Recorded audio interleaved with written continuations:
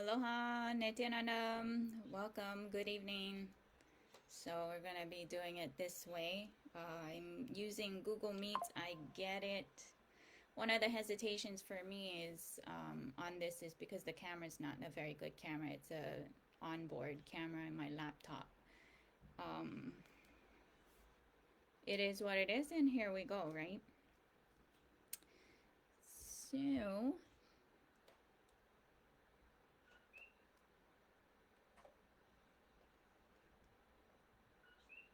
want to welcome you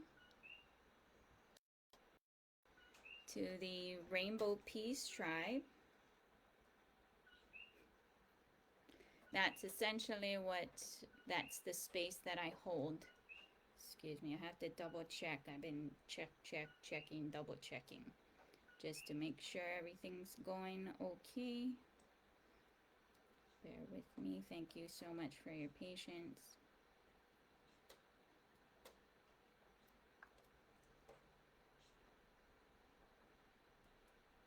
Yeah, it is what it is. But here we go. Hopefully you hear me. If you don't hear me, please let me know. We're going to move right along.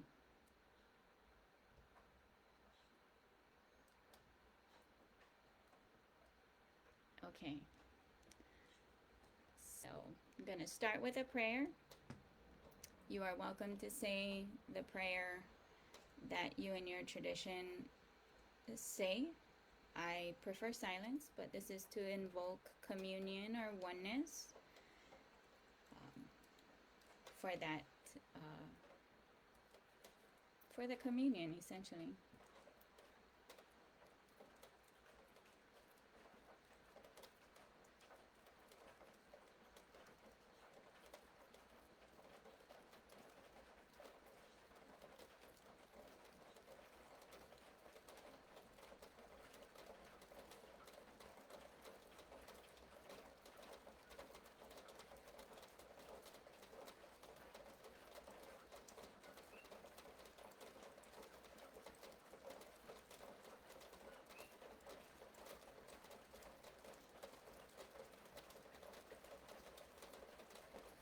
Thank you for being here. So, I'm going to start with a video that I tried to share the other day and then get this and that or whatever, and so this is the better presentation, right? Where you can actually see the video and hear it, and it's more seamless. And yeah, it perfectly describes for me in my mapping research, listening with all the different opinions out there, the legalese, because we're talking about law, but then there's the 1-1 dialect or individuals' interpretation of what it's being said, and a lot of that has to do with their vested interest for them reading. So those lenses, right? The lenses that come into place. So this video I like to share very often so that people's minds expand when looking at things, right? When you read things, reread things, and play with the words, if you will. So here we go. My apologies, it's raining. Hopefully you can hear.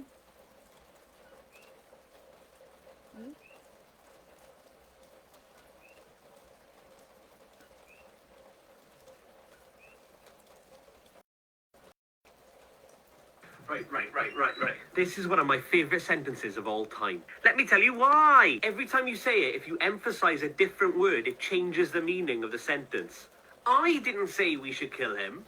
I didn't say we should kill him. I didn't say we should kill him. I didn't say we should kill him. I didn't say we should kill him. I didn't say we should kill him. I didn't say we should kill him. It's really fun. Give it a go.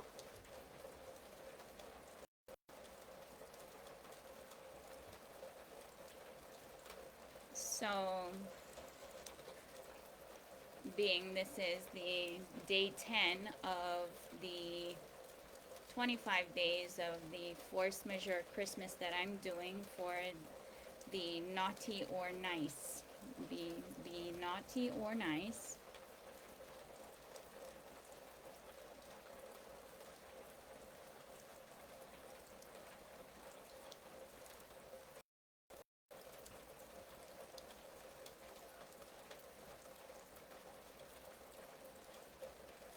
So we're on day 10.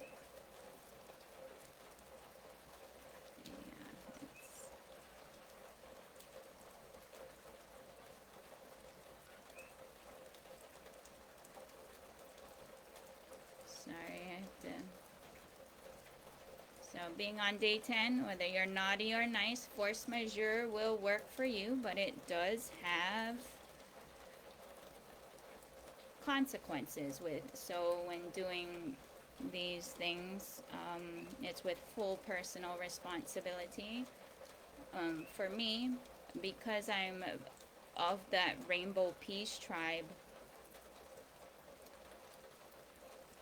and all-inclusiveness, public demonstration, image, opinion, be damned. We are all going to get along somehow. We are somehow going to make this work in peaceful coexistence, because we are all wanted here by the cosmos, Paramashiva, God. That's why I woke up today, you woke up today. That's the only reason why anybody wakes up every day. It's because of that blessing. Every new day is the hugest boon blessing and such a miracle to experience the rainbow of life, right? Taste the rainbow. A lot of things is people like to, or it's easier to get to know cultures and such through food and dance and those things. Those are the more fun things. So who am I? Here we go. What's going on?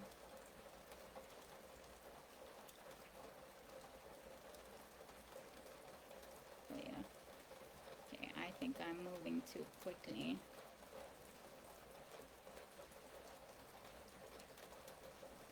More like it's, what am I doing?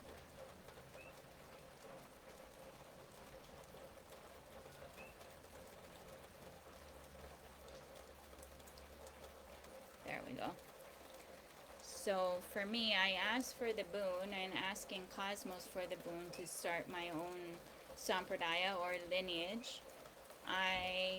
Because I am not into ganging up, it's more or less it's a vibe tribe. I'm not trying to collect a following, if you will.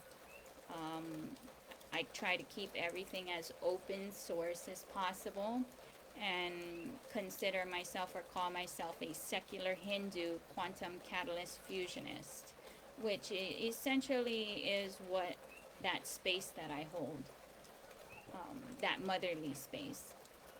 And so why the secular? Because true secularism is taking the essence of all religions and spiritual lifestyles and using, living, experiencing. The secularism that is rampant is based, which is pseudo-secularism, discarding all great spiritual truths of that lineage, religion, and living some materialistic cult lifestyle. That's the pseudo-secularism.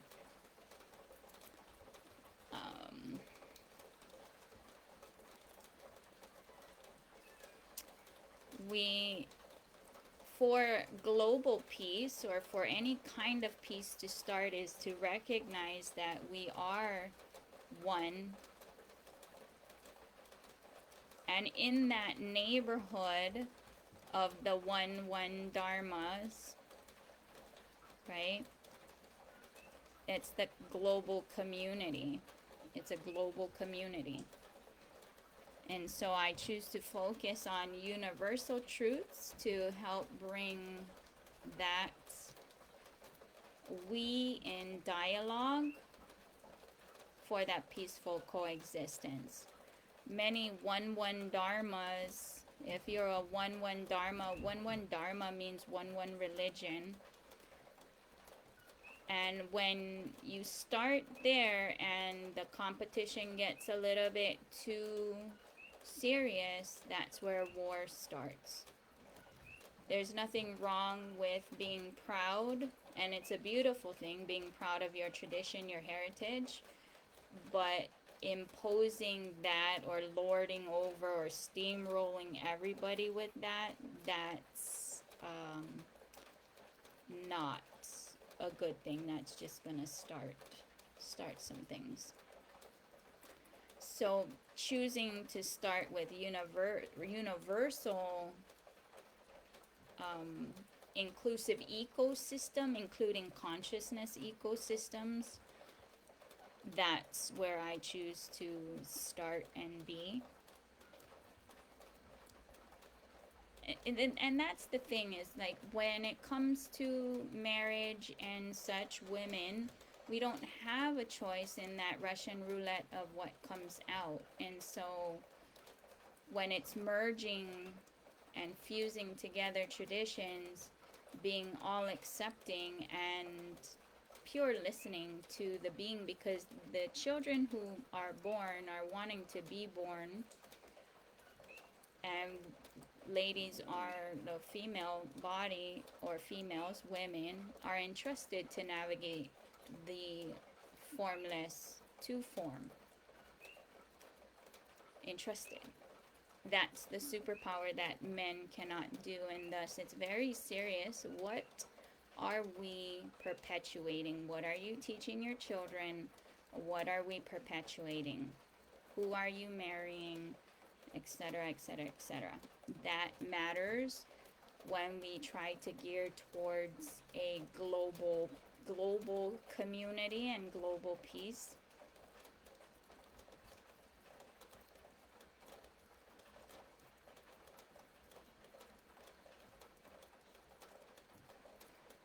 So for me, I don't know about you, but growing up, if you got that jumbo pack of crayons, or that huge kit of, arts, pens with the pens and the chalk or the paints, you get really excited, and feel limitless in what you can create and do art with. And so for me, that's what I have found Hinduism to be, because it's an umbrella term for 10,000 plus Aboriginal indigenous cultures and their traditions.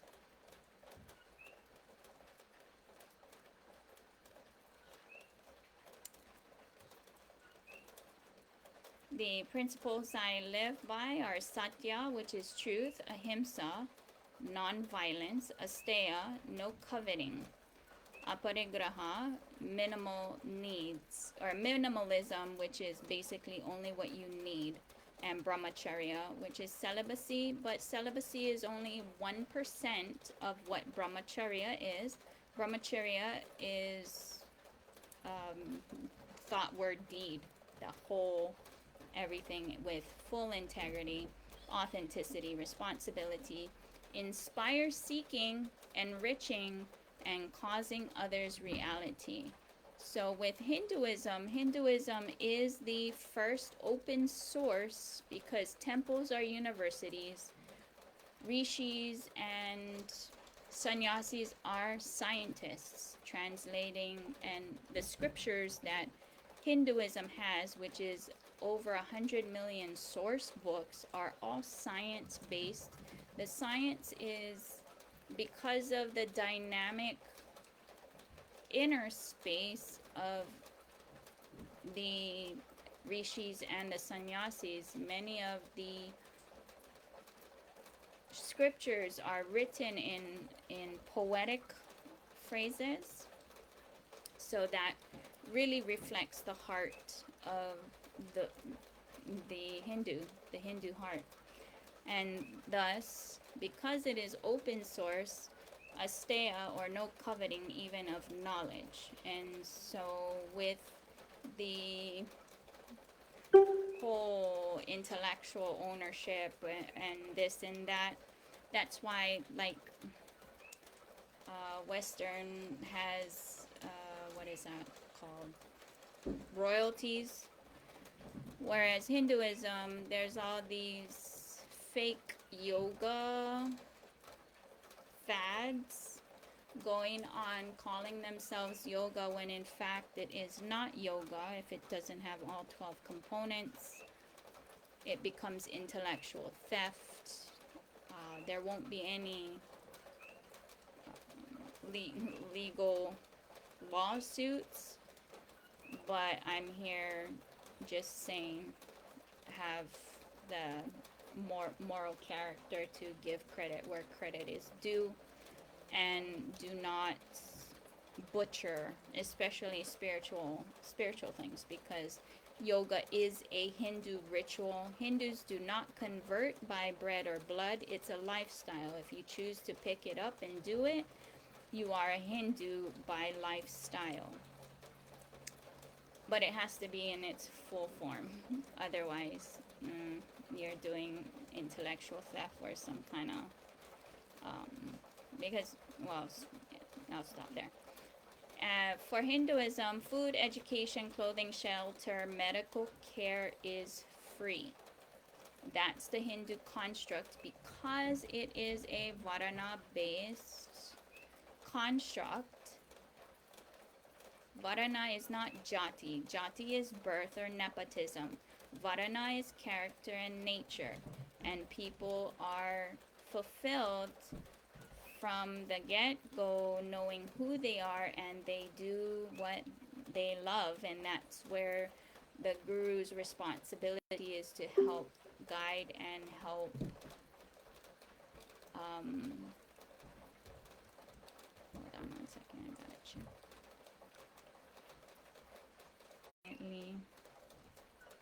Thank you for your patience. I want to, like, because even with the Google Meets, it's like there's only, you get an hour. It used to be unlimited, but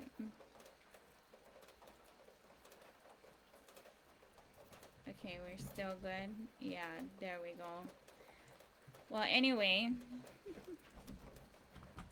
trying to go through those, but I think should just jump right in. Let me see.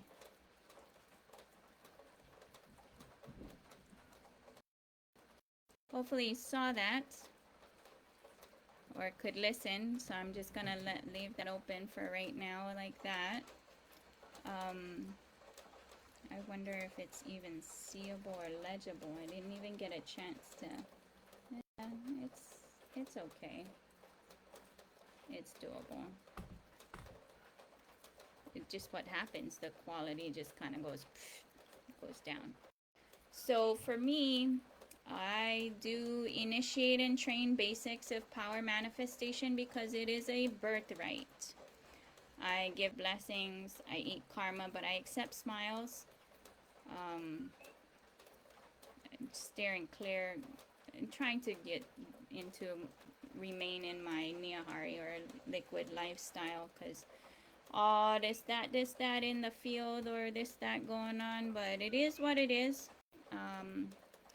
Non-violence, right? So I'm not even violent with the cosmos or the flow of whatever's happening, or even with myself also. I do not do energy healing because I empower people to do for themselves. I will not be a crutch, nor do I collect customers. I get it. The way I flow is really offsetting because of how everyone else in society functions. I get it. It is what it is.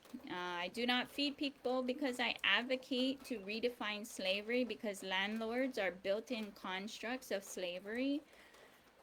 And if you're paying for a place you're never really at just to store your stuff, and then you gotta be able to pay for that before you even think about eating, really. So that's slavery, especially when we are all here. You shouldn't have to pay to have a. I mean, there's one thing to earn for.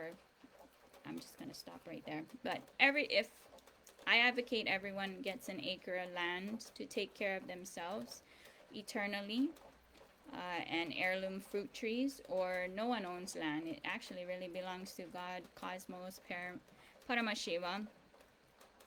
And it's for us to take care in love with gratitude anyway. I also advocate fasting as a lifestyle. So for me, I'm more like a Hogwarts sorting hat.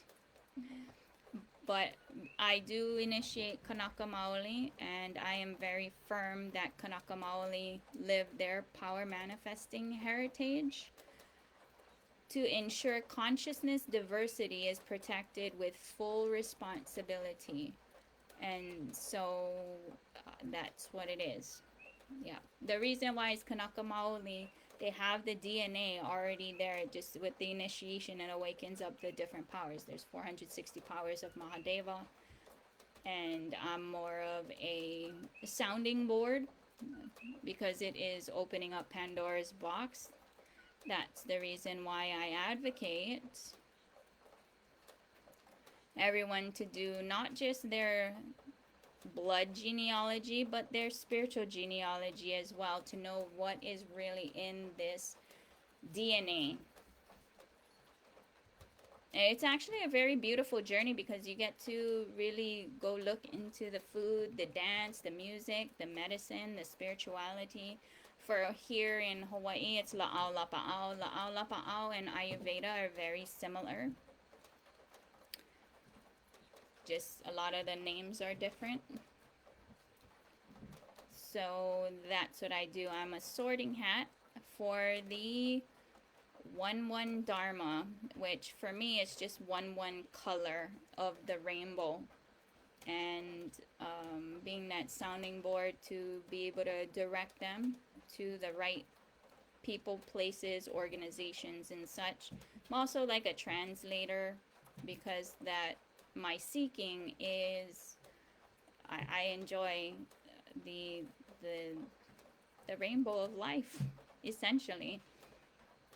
And I'm a very liberated being. So yes, I do initiate, I do train for basic, but there's 460 powers of Mahadeva. And for those who are serious about power manifestation, I do point them to Swamiji, who and his Paramashivoham spiritual retreats, and that is online. It's 21-day courses in different levels based off of if you're just a beginner or not.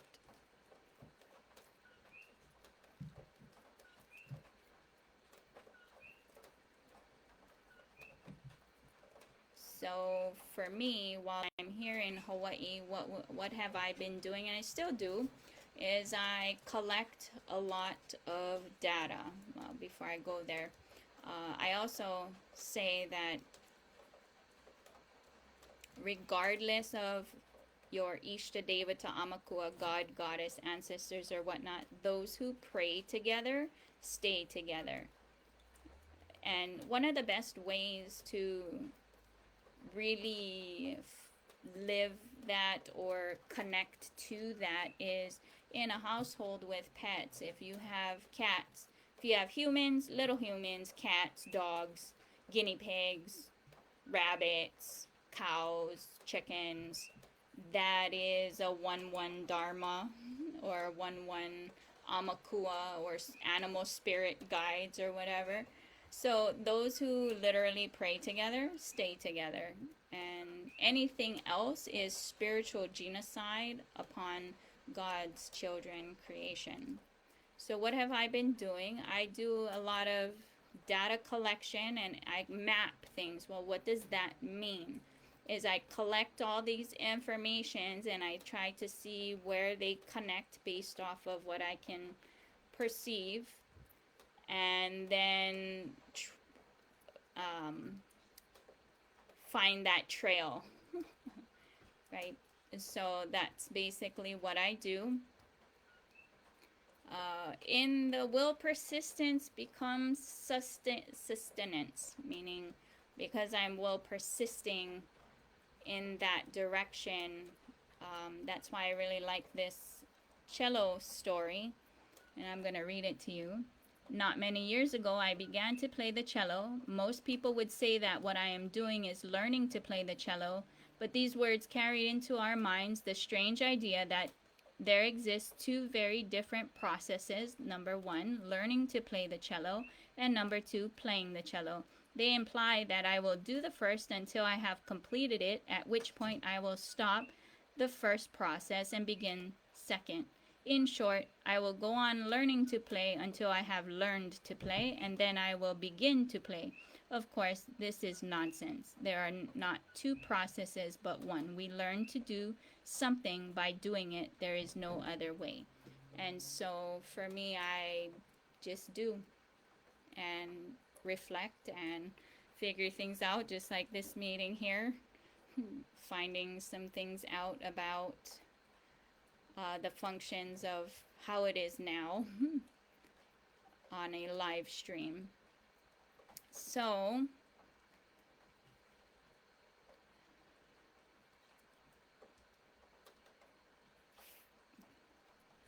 are you a seeker or a sheeper? Right? A lot of times people are seeking, but what are you seeking? There's a lot of tire kickers. There are those who are very much aware what their seeking is, and going towards that. So yeah, are you seeker or sheeper? This is where, like for us, we talk about SDHD, which is self-doubt, self-hatred, self-denial, and incompletions. Because we live a lifestyle of completion and unclutching, we tell people to do the no sudu, no soronai, the nadumi dana mudra, and because whether it's yourself, the SDHD is really yourself. There's always some a-hole talking behind my back, right? So for me, I'm a seeker. I'm a very serious seeker, very open, and so you start with the books, and then all of a sudden you go into power manifestation, and that's like the cosmos. No books. So one of the things is I continuously refer to, or this movie and this scene, ever since I was little, has been stuck in my mind.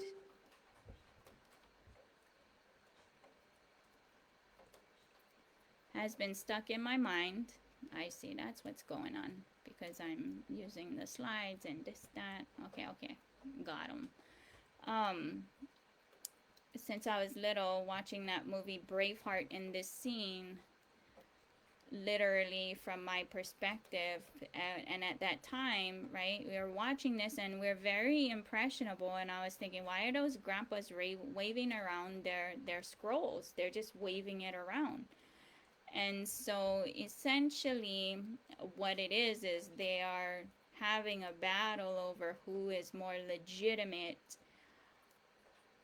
or whose family story is more legitimate, and that becomes a silly conversation for me, because I'm here, you're here, everybody's here. All stories are legitimate, and that's when it comes to that spirituality where the rubber meets the road, that's my seeking. Where does that rubber meet the road, and trying to find the full spectrum of beings who share their way of extending that. And so I want to share a couple of videos regarding that based off of different people and their the way that they say the same thing. They are saying the same thing.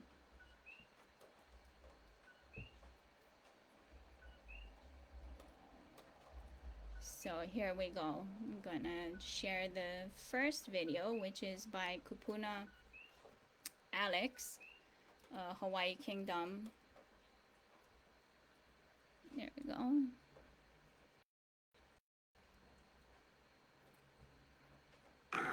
Now, the Hawaiians' philosophy of life is that at birth, each of us is given a bowl, and in this bowl is what they call the true light. Remembering that the Hawaiian way of speaking is to do it in metaphors, and the bowl is a metaphor for your body. The light is you. The mountain that we are all climbing is life. Now, in this concept, what we are supposed to do on this earth in this life is nurture this light that is in the bowl. In nurturing the light, you cause your light to grow, and once you have gotten your light to grow to its fullest, you will have gained all knowledge. You will be able to fly with the birds, swim with the sharks. They also say that each and every one of us is climbing the same mountain. And as we each walk our path to get to the top of the mountain, whenever you develop negative thoughts or deeds such as anger, jealousy, or hatred, or fear, you're actually stopping on your trail. You're bending down, picking up a stone, and putting it in your bowl. If you do enough stops, you end up with a bowl full of stones. And you, like your bowl, you become a stone. You will not grow or gain any more knowledge. If at any time you wish to change, they tell you that it's really very simple. All you've got to do is turn that bowl upside down, allow the stones to fall. When you right side of the bowl, the light will be there. Begin to nurture the light. As you continue on your journey to reach the top of the mountain, what you will come to realize and understand is that you do not understand the person next to you. So whenever you sit down to discuss important subjects, opinions are going to be 180 degrees from each other. And what that means is you're right, person next to you is right, everyone is right. For opinions come from the path that we walk as we try to reach the top of the mountain. And once you've reached the top of the mountain, where you're able to walk the perimeter of the mountain, looking down on each and every trail that leads up to the top of the mountain, only then and then alone will you be able to understand the person next to you as well as the rest of the people. So that's Kupuna Alex, and very beautifully shared based off of his heritage and tradition, those truths of subjective truth. We're talking about subjective truths. So the next one is going to be by Ron Williams, who is a historian of Hawaiian history, historian.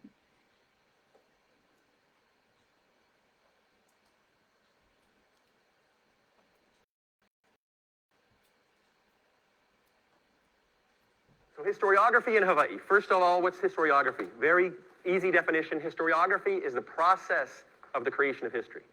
It's not history, it's the process. So this is a history book. How did this person get this information? Who did they talk to? Who did they not talk to? Every history that's ever been written is exclusionary. Now, that sounds awful, but it has to be. You cannot talk to everyone. If you're writing a book, a history of World War II, you're going to go talk to 20 million people? No. You're going to choose, right? And sometimes those choices are purposeful, sometimes they're just, you only have so much time. So in your history, did you talk mostly to older folks and not younger? Mostly men and not women? Mostly Native Americans and not these folks, or white folks and not these folks, and so forth? That all makes up your historiography. Okay? So historiography is that process. The process of the creation of history in Hawaii has been flawed for over 100 years. I call it the 6%. Approximately 95% of the published materials about Hawaii and Hawaiians comes from English language sources. 95%. That's a low estimate, I bet. If you go into the library and you pull up histories of Hawaii, and you have 100 books, at least 95 of those are going to be sourced only from English language sources. Now, does that mean it's all lies? No. No, I'm not saying that. I'm saying you've got one part of the story. Hawaiians wrote prolifically, yeah? 100,000 pages of Hawaiian language newspapers, tens of thousands of government documents in Hawaiian, correspondences, legal documents, everything. But we haven't read those. So we've gotten the story from the ship captains, the missionary sons, and so forth. Again, not that that's wrong, but it's a tiny view. It's as if we saw a murder and there were 10 witnesses, and we went and took one person and pulled him aside and took the story and then went and wrote the report. There's 9 other witnesses, right? Hawaiians witnessed and took part in Hawaiian history, and they wrote about it. But we haven't listened to them yet until recently. So that's been one of our big problems. The 6% comes from Helen Chapin, who wrote quite a bit about Hawaiian newspapers and so forth, and she wrote that about 6% of the population was was English-speaking at the time, or only English-speaking at the time of the overthrow. So you're talking about 94% of the voice that's elided.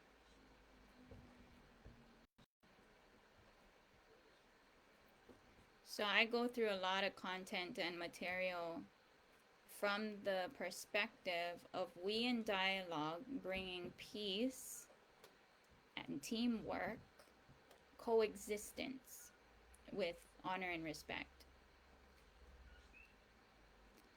So the next video I want to share is going along the same lines, but this one is by David Wynn Miller, and this is where spirituality, perspectives, and subjective truths and law merge, or where the rubber meets the road. He's done a very good job saying it to me for that proper perspective.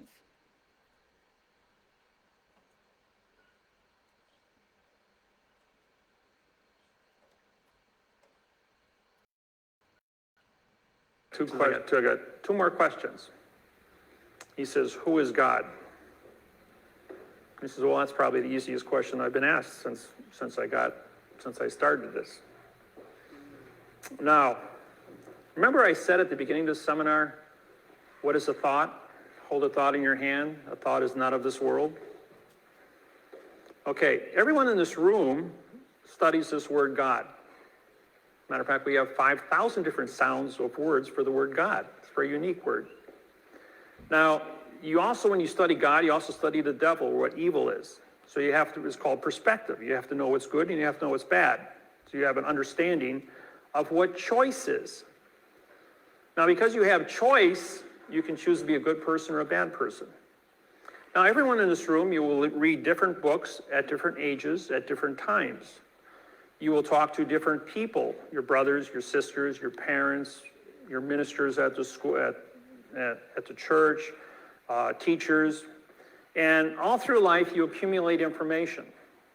The end result is we all have 1,000 separate definitions that we have accumulated to answer one word. So, and that word, God, because you all have 1,000 different sources of research to answer that one word, now says that God has created man's image, imagination, creation, art. So each one of you formulates your own definition based on your own subjective interpretation of your own educational capacity, your own IQ. IQ is based on the amount of percentage of your brain activity that you use for thinking. To come to a conclusion, to stand in front of a mirror, look at yourself and say, I know who God is, based on these definitions.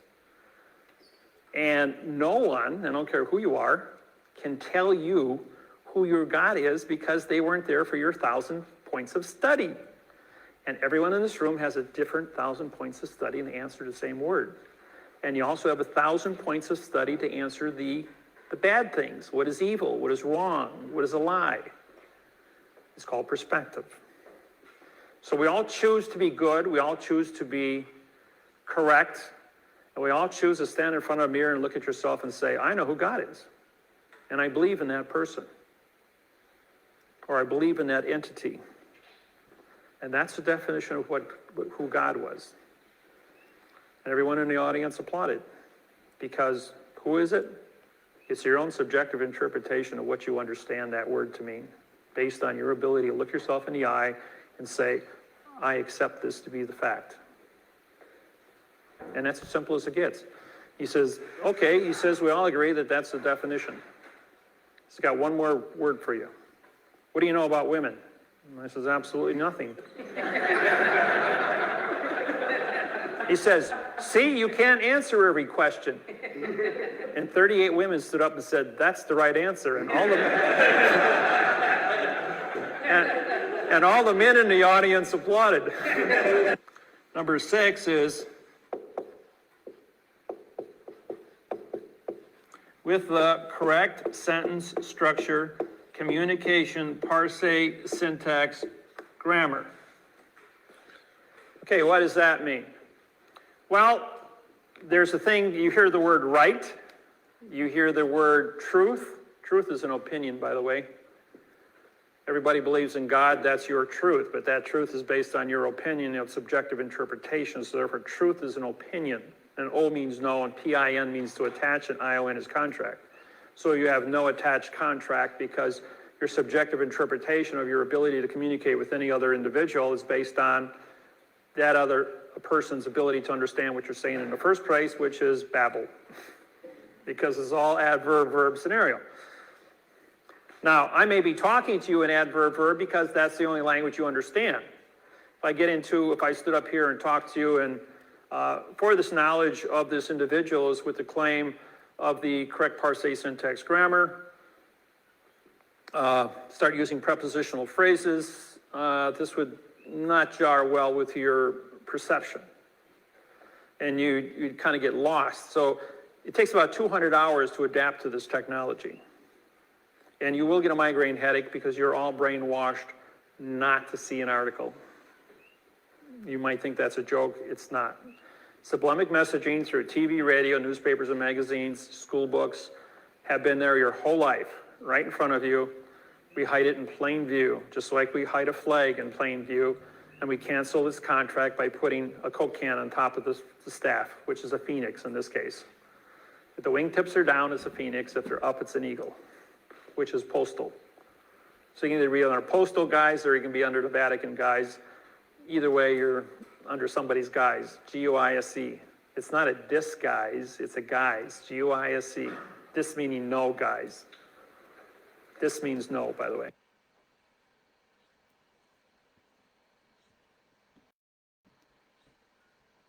So that's excerpts. I get it. A lot of people don't go through all of that content, right? To find things for that to bring we in dialogue. And so a lot of the things I do is from that perspective because I don't take sides. I don't take sides. I'm very supportive because of the being in front of me is the child of God, has all their amakuas, Ishta Devatas and ancestors standing there. Similarly, so do I, right? That's where it gets very interesting. So this next one is a little longer. This one is by Swamiji. It's the Hindu knowledge transmission system, and the full explanation, or it's not even a full, it's still, even as long as it is, it's still an excerpt of that to understand things from this perspective.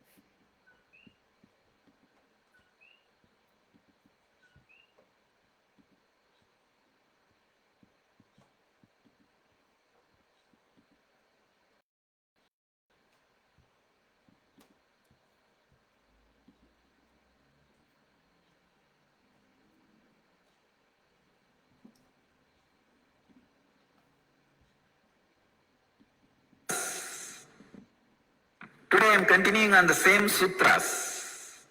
Yesterday's sutras, 119th sutra, chapter 3rd and 30th verse, 1/3 verse. Altered states of awareness. Etena bhuta indriyeshu dharma lakshana avastha parinama vyakyadaha. I think I read out the translation yesterday. Today I'll start exploring one dimension of this sutra. Yesterday I was revealing one truth related to this sutra. One, when you expand your understanding about the different states of awareness, your fear, greed, joy, everything changes. Naturally, many of the problems which you think as problem disappears. When the awareness is too clouded, too narrow, it sees even a mustard seed as mountain. Please understand. I'll define enlightenment. Enlightenment means having expanded complete understanding about the cosmos continuously, an ability to maintain that understanding in your muscle memory and biomemory continuously. That's all. I'll give you one example. If you sit and watch some movie which is related to space, where they explain in a very detailed and in a very interesting way, sun, moon, other stars, other galaxies, the whole cosmos. You see that kind of a movie, especially if you see in IMAX theater. For 3 hours, you are completely transported to a different space. Suddenly, when you come back and understand, oh, you are coming back to the planet Earth, and your continent, your country, and your state, your city, your village, finally, the compound where you are staying. You will feel, oh God, such a huge universe. What are we? Small dust and ants, human beings. We are fighting for such silly things. I always used to feel whenever I land in a flight, when you are there, the whole universe, the whole cosmos is there. By the time the flight lands into the compound wall of the airport, you know this useless, idiotic system of the state, country, politics, ownership, land. When the aircraft is landing inside the compound, when the compound wall of the airport is growing and growing around you, you just know, God.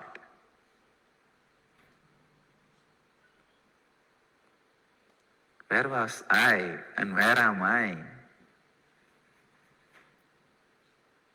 That is exactly I feel whenever I open my eyes.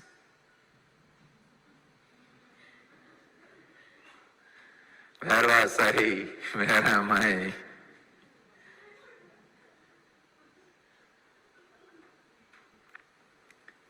All happens in you is just desha. See, Patanjali here uses the word, very beautiful word.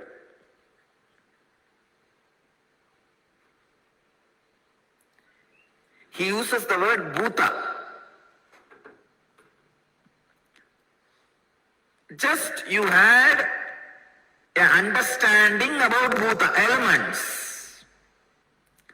the 2 hours when you saw that IMAX movie, or the 2 hours when you are in the flight, you had a broad understanding about elements, that's all. Just that one understanding has suddenly shifted you to a different space. If you can catch what I am saying, you will understand.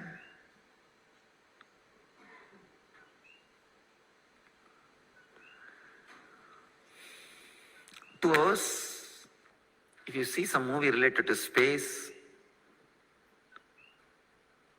and slowly get back to this so-called ugly, dirty, third-rate, abused reality. That is the truth.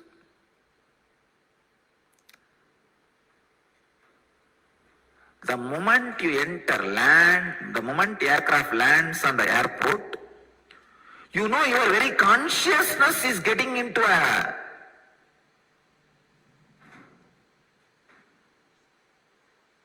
kind of an ideological prison.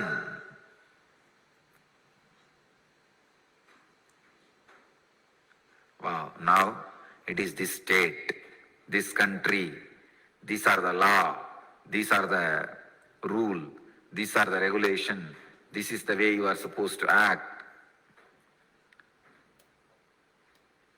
Poor human beings.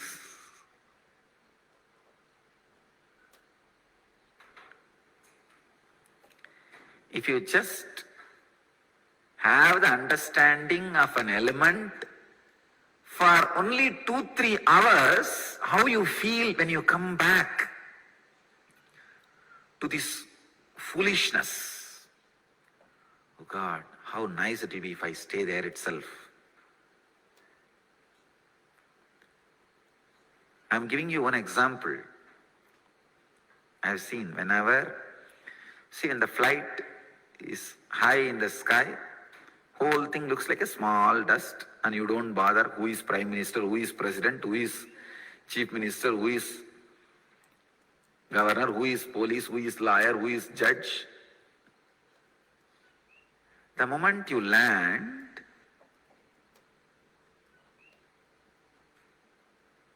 especially slowly when the walls of the airport is seen bigger and bigger, from there if you see, actually it looks like a matchsticks arranged. When the matchsticks grow to a 10 feet wall, and when you come down, suddenly you realize, oh God, you are in a large prison.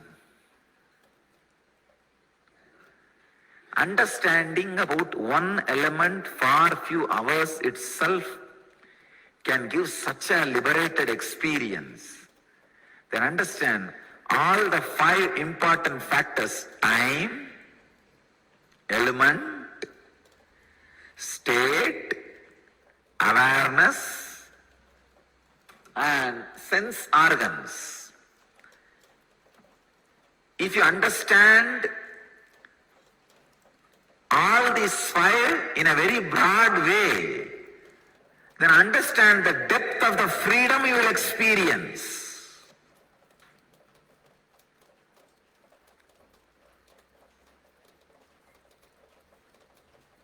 A man who never accepts any meditation technique or any ideology related to surrendering or practice, J. Krishnamurti, even he accepts sitting with everyday sunrise and sunset. That is only ritual he promoted his whole life.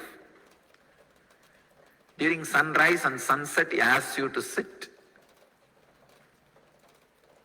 and surrender yourself to the whole. It's a very powerful technique, I tell you. Just during sunrise and sunset, sit. You will suddenly feel, God, universe is too big. Your problems are too small. The foolish few thousand, few hundred acres which you can fence it and have it as Yours. And the dirty, foolish things for which you are wasting your whole life is nothing but small pebbles lying around here and there. The diamond and gold for which you sacrifice your whole life.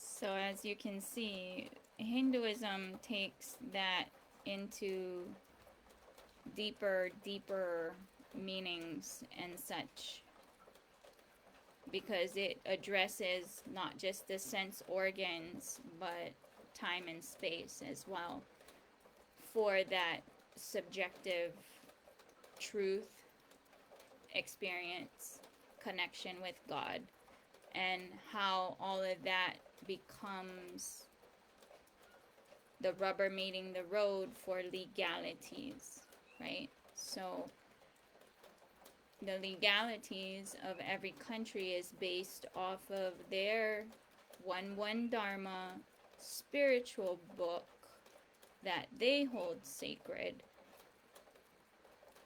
All religions and spirituality are unique. They are not the same. There are universal truths that all share in common, but they are unique. I cannot and will not, and I agree with Swamiji that they're unique. You can't say they're the same. You cannot. You can't say Hindus who don't believe in, who adhere to ahimsa, nonviolence, and don't promote initiating force. Self-defense is a separate issue, right? But even then, it's on a very gentle scale, very gentle. So,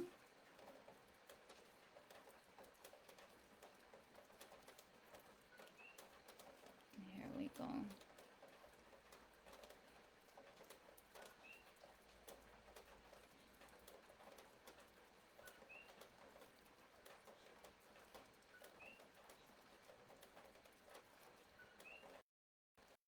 So, whether it's a spiritual house or race or political national status or families, all of it is just one Dharma, one family with their truths. And then even within those ones, it becomes an individual subjective truth. Just like the rainbows, each color has a whole spectrum of hues for the colors that there is.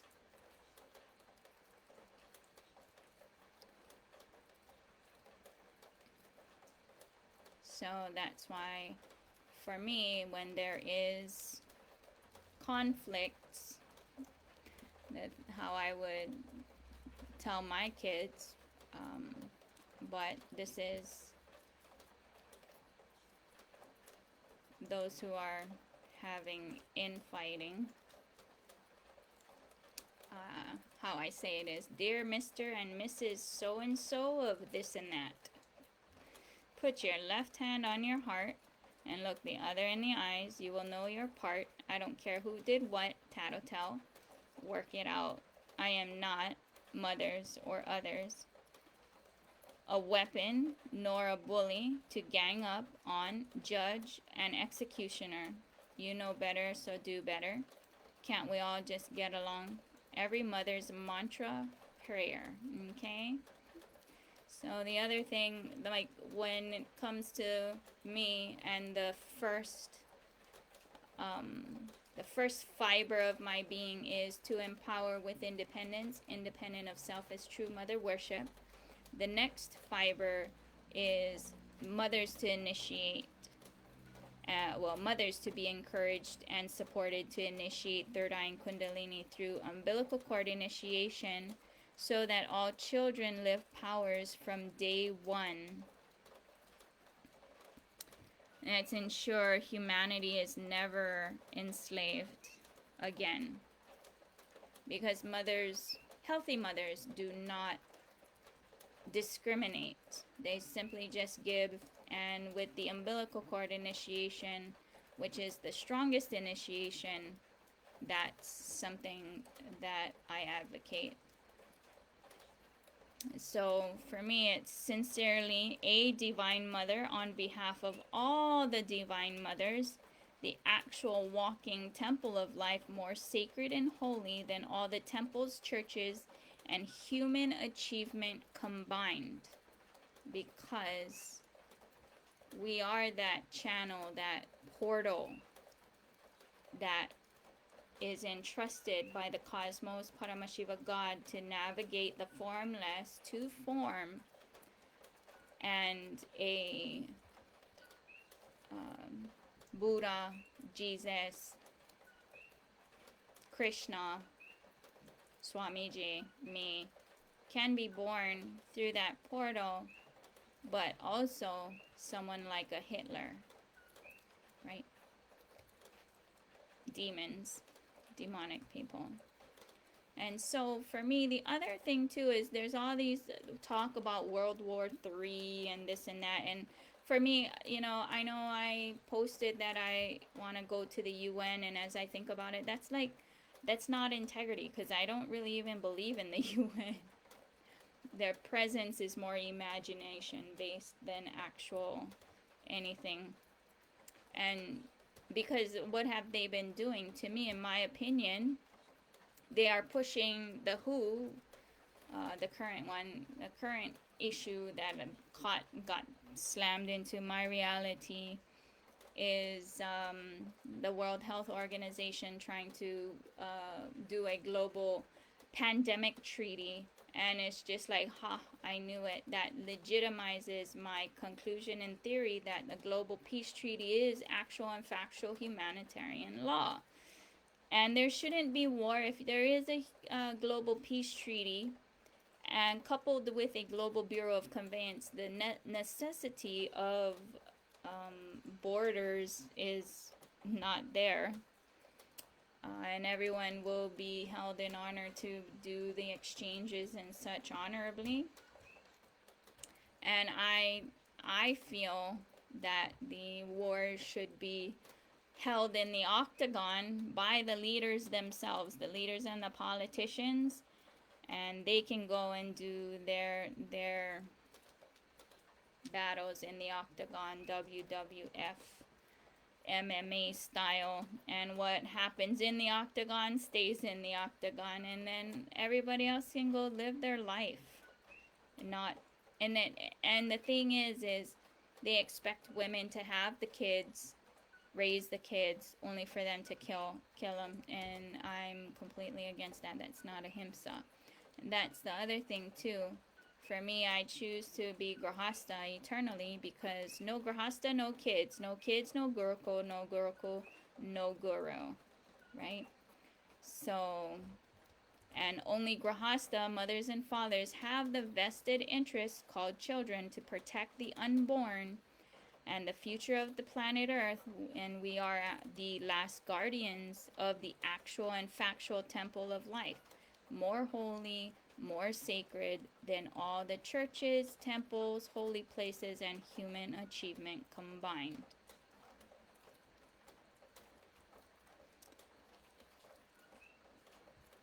So, for me, been advocating for many years now, Hawaiian American Peace Treaty to a global peace treaty, Moksha Peace Treaty, which is individual self-governed sovereignty, a global bureau of conveyance, global fair trade for roots culture.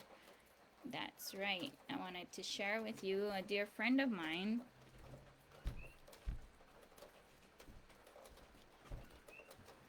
blessed me with this box of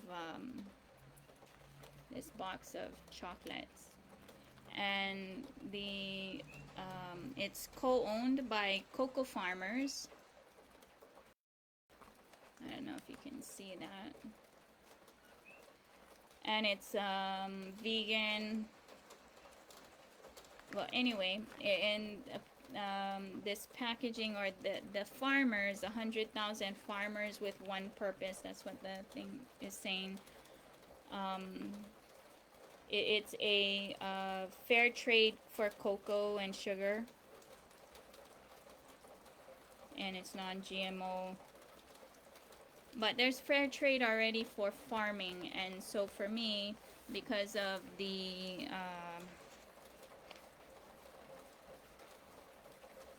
culture wars using lauhala, and I weave lauhala. I like to weave. I enjoy weaving lauhala. And because of the atrocity I see with the corporate warfare that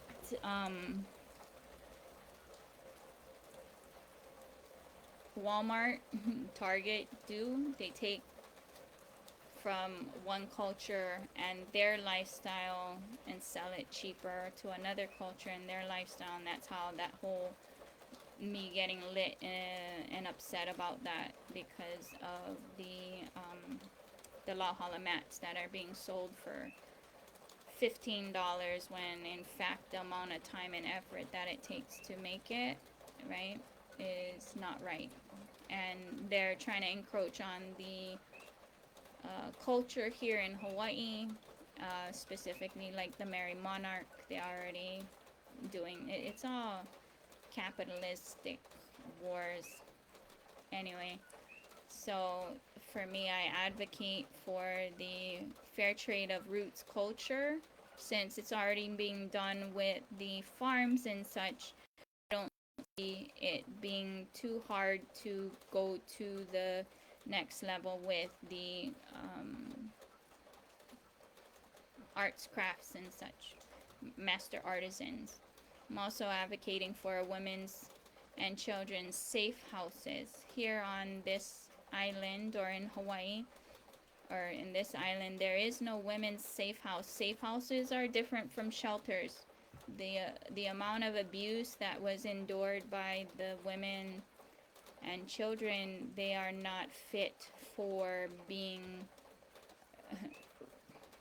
re-educated for tax purposes. So because a global peace treaty, gaining the global peace treaty to force Majeure is the champion of planet Earth. Anybody can do it. Yes, here in Hawaii, that is one legitimate claim for any and all contracts. But it comes with responsibility, and my recommendation based off of what I can see, and I'm in the process of trying to execute that as well. How is this being done? Is to connect with the military, specifically with the Navy, to instill force martial law for the American side, because Hawaii Kingdom is already in a martial law, but based on the laws of war, it's the occupier or the attacker that's entrusted with doing the military government, and that's real sketchy in my opinion. But that's what the bullies are saying, right? Because those are UN initiatives or whatever policies that need to be changed and updated. So treaties are contracts. A global treaty is actual and factual humanitarian law. So for me, because I am aligning to where my feet actually are for many years, many years, I don't participate in money. I don't participate in American infrastructural vehicles of invasion like 501c3s, bank accounts, licenses, etc., all of it in full protest. I am not a militant civilian in a war zone for American interests. When you know better, you do better.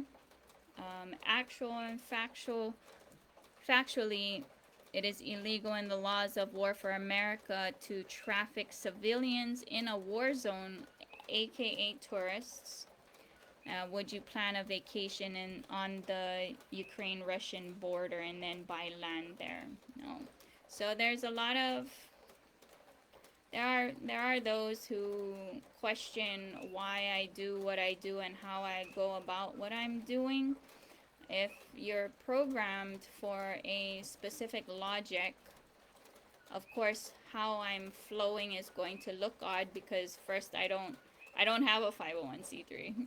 And then I don't participate in bank account, no Cash App, no Venmo, no none of this, all of it, right? And so for me, I respond with this. Is it intelligent to go into college debt slavery to pledge allegiance to the bar, which is British accredited regency, to practice American law in Hawaiian Kingdom that is an official war zone in American occupation? So for me, that's the answer. And until there's a peace treaty for the Hawaiian Kingdom to start functioning again, to be able to enter into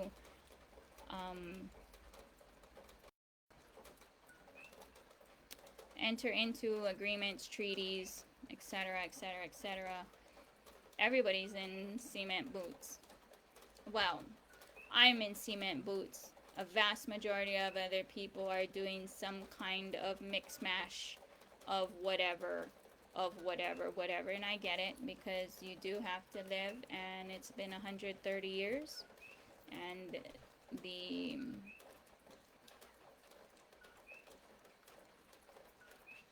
I don't know what the words are, the peace treaty to get things going and flowing forward is definitely an unknown, and to be able to stomach and withstand that unknown, very few have been called by Cosmos and God to do that specifically, without blending, without whatever, because when you start making exceptions, then you have all these straight-jacketing vested interests coloring your perceptions or compromising your decision making. Yeah. And for me, I don't impose anything on anyone. I do share the spectrum and leave it up to them for them to make the decisions, because I will not, just like I don't insert myself between anyone and who they call upon as God, the same thing, I don't make decisions for them. I won't tell anybody what to do. I do say, hey, well, there's this, and leave it up to them.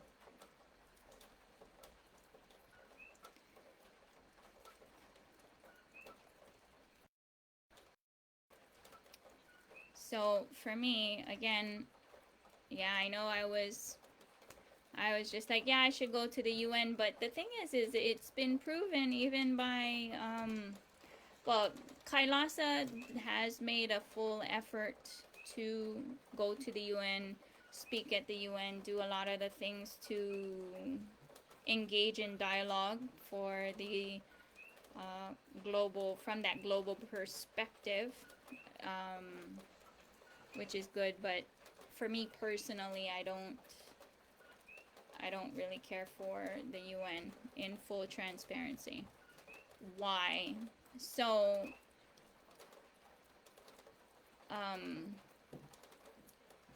they were created, or their inception date is October 24th, 1945.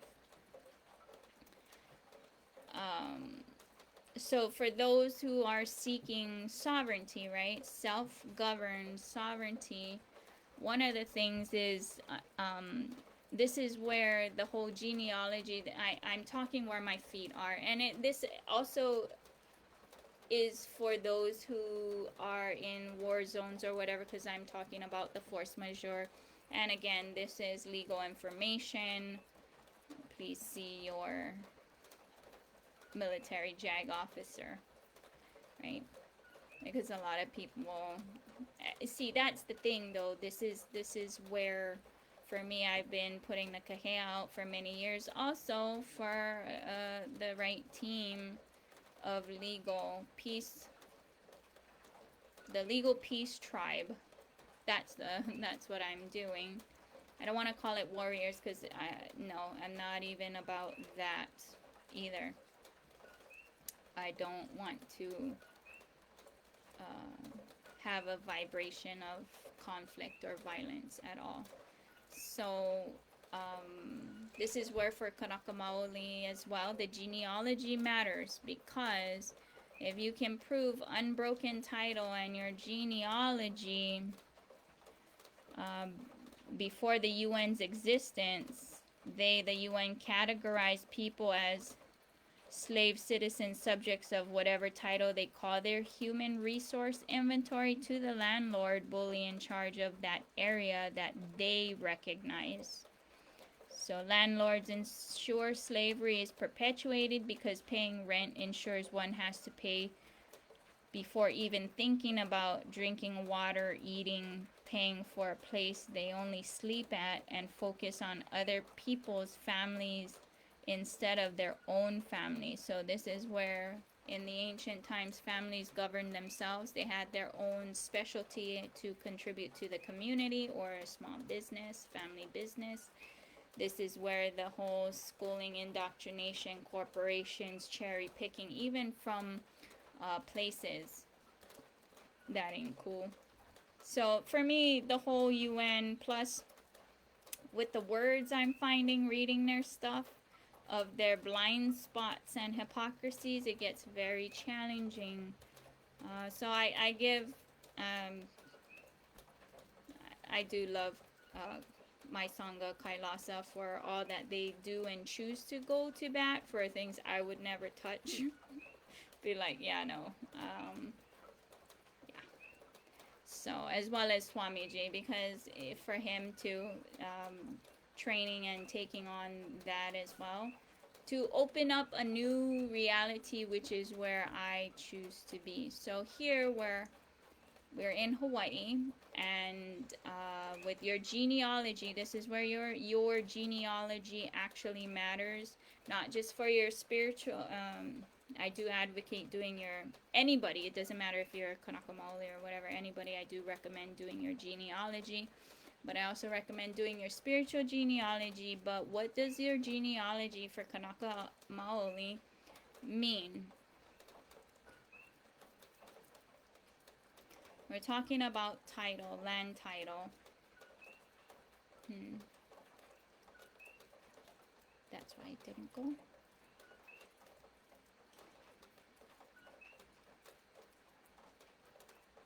Because all title is held in allodial title, which is supreme title. Now this is where I have questions, because where are these records and documents kept, right? That's where, for me, that's why I'm saying Global Bureau of Conveyance. So if Switzerland or the Swiss bank or whatever is the ones holding these documents or whatnot, then why do gotta go to The Hague and go through that process? There's a lot of like things, right? Including the whole Kamehameha the First joining the British Army, and is Hawaii Kingdom really actually Britain? A legit question, right? All of these things that I'm in the process of ironing out. But so right now the state of Hawaii imposes a TMK, which is tax map key process, and because the way for this huli will happen, it becomes a case-by-case issue because of the land is owned by different families. And so the best way is to find your partner, meaning if you have a TMK, go find the Kanaka Maoli heir. I did put together a kipuka process, which has a lot of discrepancies that is out of my power for correcting. But that doesn't mean that I didn't put together and looked at for solutions for on a mass scale for those who are pono or are honest and sincere, right? So it would be the Kanaka Maoli and the tax map key owner having discussions, and that's a case-by-case issue. And this is where, because title insurance is fraud, they're not going to do anything. And so one of the things that when it comes to loss, because we're talking about loss, even for me and my family, fourth generation Hilo girl, I'm very blessed. Me and my brother are very blessed and protected by the hard work that my grandparents did and my parents, right? To be blessed, to be able to make choices that I'm making with a very different position, right? We're all here and called to do different things. So I stand in full integrity, authentic integrity, and in honor. All the way up and down, everything scrubbed, pretty clean. So with the TMK holder, what happens if the Kanaka Maoli is just like, yeah, no, I don't, please leave, right? When that happens, even the house or whatever, if you want to take it with you, you can, but, you know, those are costs incurred onto you, but the land is theirs. So one of the things that is a possibility that was shared with me by Colonel Lillicoy is that at the peace treaty there can be damages or whatever negotiated for the victims of this misunderstanding. Otherwise, it's pretty much, well, there goes that for all of that. And I know for me and my family, and I know for most people and their family, if they knew that they were being swindled, saying I do not consent to that, I am very conscious and in the process of figuring this out. See, that's the thing, trying to find people who are really sincerely, truly of the same vibration as I am, and I don't, it's like crickets.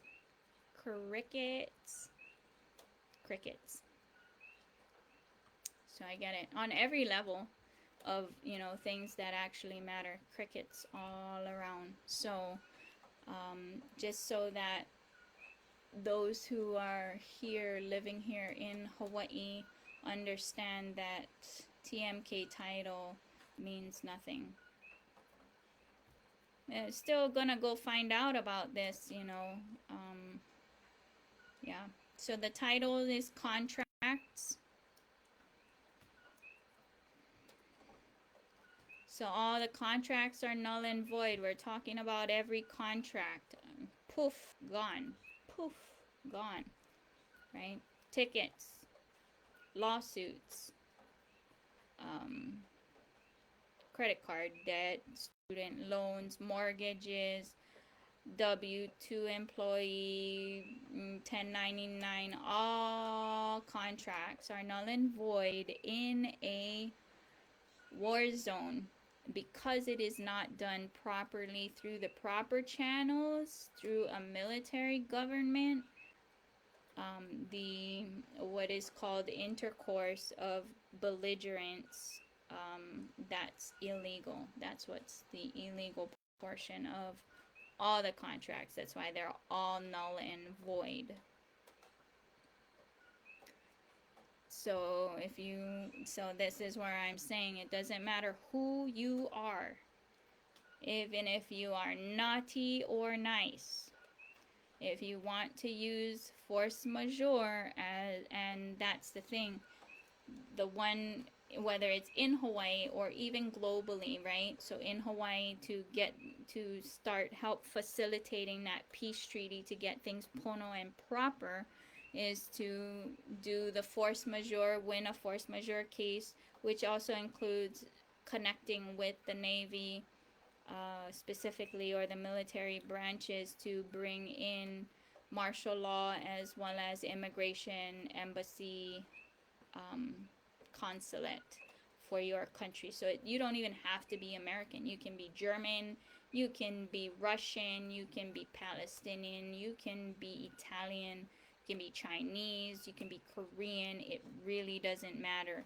And the person who is able to do that will make history, because this is a 130-year misunderstanding that needs to be sorted out. So even on a global scale, using force majeure to bring in a global peace treaty and holding the UN accountable to make a peace treaty, because that's the only actual and factual humanitarian law, not this book that they got going on. Because we're talking about maritime law, admiralty law, contracts, commerce. That's all that it is. That's why everyone is commerce. That's why all countries are commerce, corporations, Dun and Bradstreet numbers, etc., etc., etc., and doing their corporate shuffle and merge and purge, bankrupting, closing, this and that. So you can't really hold anybody accountable, because why? It's contracts. You're not dealing with a real person, and then enslavement things and such. So, and because of the intensity of my seeking and pure questioning, that's where I have found that Britain has their hands in America and are winning, and the Boston Tea Party is still very much in full swing going on. And most Americans think they have constitutional rights. You have to go and get yourself sorted to be an American citizen properly. And then there's the U.S., the public citizen, which is like the U.S., Britain side, the taxation side. The constitutional America had no taxes, and the way that the government ran prior to 1913, when the Federal Reserve was created, was through bonds, which is pretty much like a GoFundMe. And the GoFundMe, you know how that works, right? Even I know how that works. I share, but the thing is there's no consistency in anything for me, right? None at all when it comes to like food or the things I need. You know, I wish I had all of this and that set up, because I know this camera is not right, but I don't participate in money, and I rely on those who are gracious and blessing me, and I have no shame in asking either. So even that kind of direct communication throws people off as well, because of I have to roll very different. My flow is very different than everybody else's flow, so it is what it is, and I am complete with it. It is what it is. So because the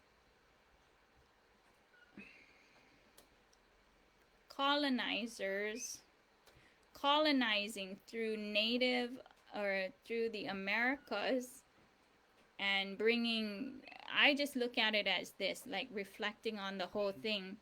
They are traumatized victims of trying to escape from their narcissistic abuser, and there are certain comforts that they have, or it's their mental setup. So when they come to America prior to the constitutional colonizers, it really was the land of the free, because even Native Americans, like Hindus, all Aboriginal, indigenous, earth peoples, are very inclusive on God's, goddess, connection, subjective truths. Those are all already taught and understood, and those are things that are not taught and understood in the Christian constructs. That's why every religion and belief system is unique. They are not the same. So with Britain, how do you know that they're there? Bar association. Britain is winning. You have to go into college debt slavery to pledge allegiance to the British accredited Regency, Britain, to practice American law on the continent, over here to practice American law in Hawaii Kingdom during a occupation, which is war, and the laws of war apply. So that is not intelligent. So with the constitutional US, they have their own structures that are I'm gonna go into there.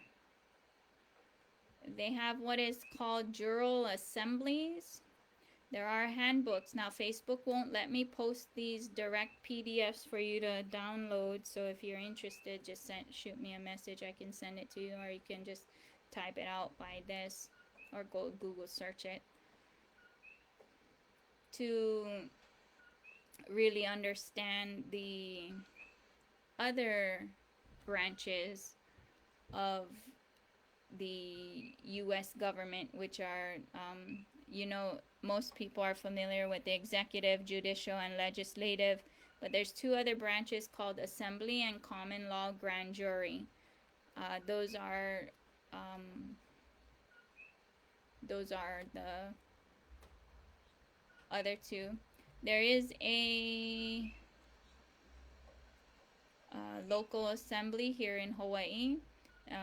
The website, you can connect with them here.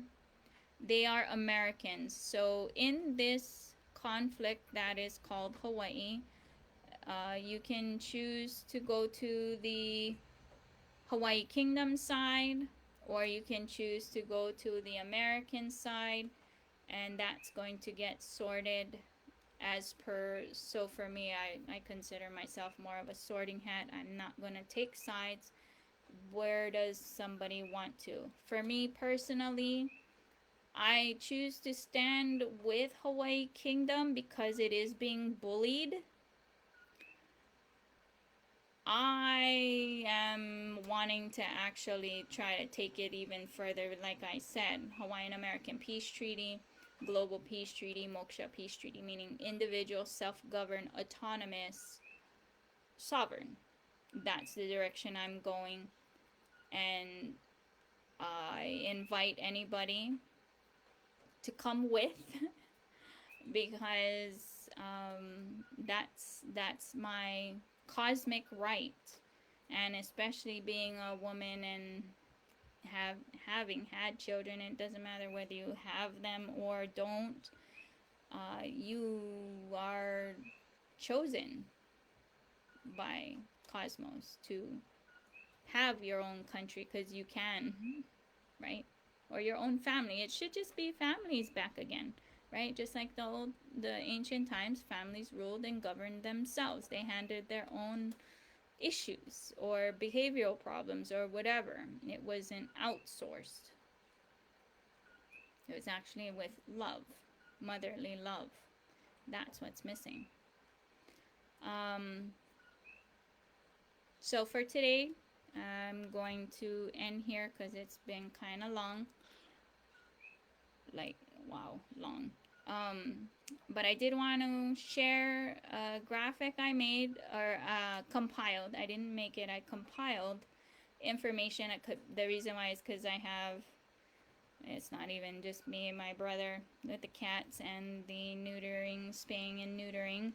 And when I was compiling the information to try and find, then I came across, after going through so much, this graphic here, and then I decided to add more, or all, whatever, so that people can easily find if there are those who are giving kittens or dogs or whatnot as Christmas gifts. They are commitments, right? They're not used and abused. They are life. They are miracles. Very cute, cute fur, good baby fuzzies, miracles, miracles of life.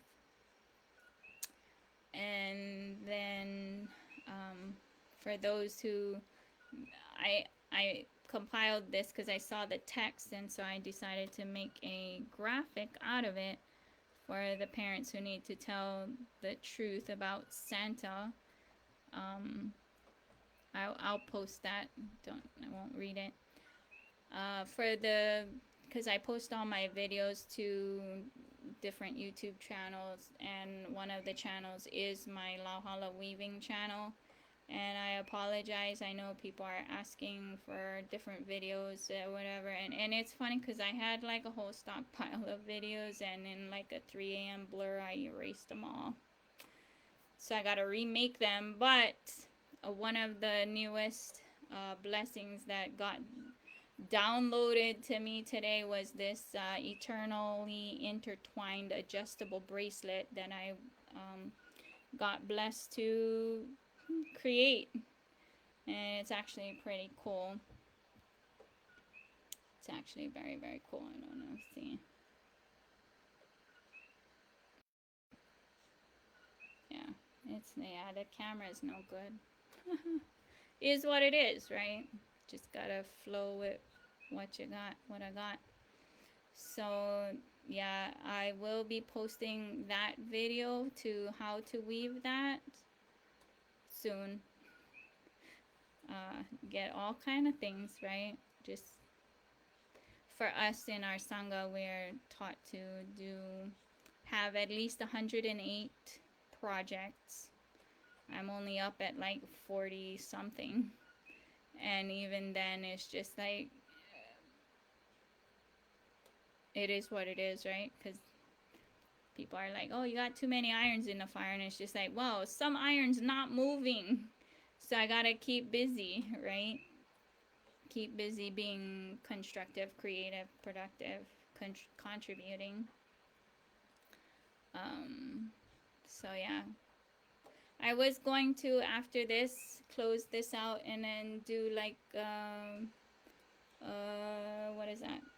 Sharing for those who I have initiated, because we're talking power manifestation and the perspectives that I share.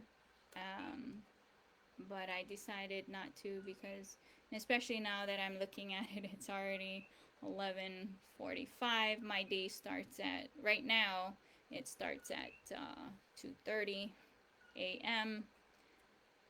And yeah, I'm just gonna not do that today. Well, we'll see.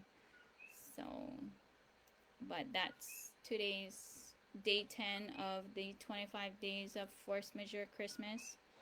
I will be, that's like a recap to thus far. So I will be going forward using this format instead of my,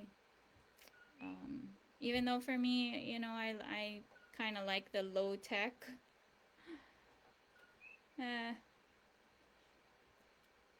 Only because it's probably my attachments to my ideas of how I want to do this instead of the way I'm having to do it based on the technological.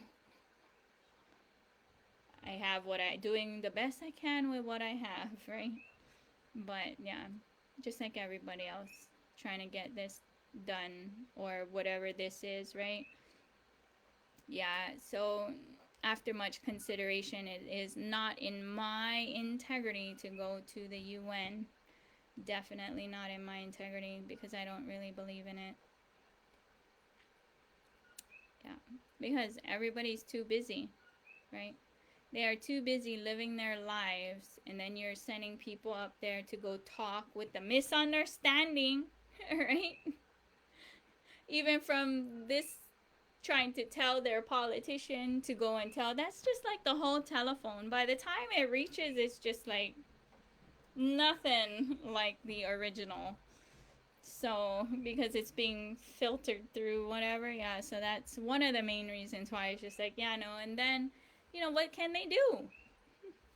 They make all these laws and whatever, and then they avoiding a global peace treaty for how long? Yeah, and knowing it. So this is where it's just like, right? Are they knowingly doing it?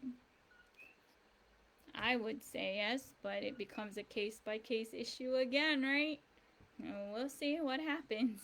Yeah, it's probably a case by case issue, but just the memorandum by Dr. Desaias, he's talking to a certain group of people who know.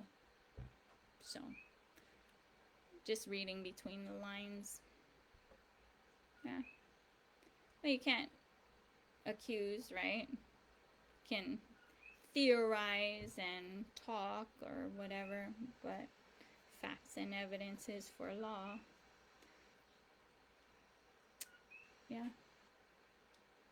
Well, thank you for listening and have a good evening. Let's close with a peace prayer. Peace for you, peace for me, global peace.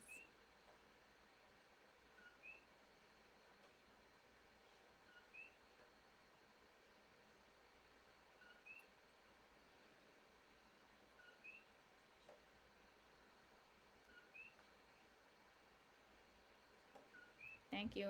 Aloha Nityanandam. Have a good evening.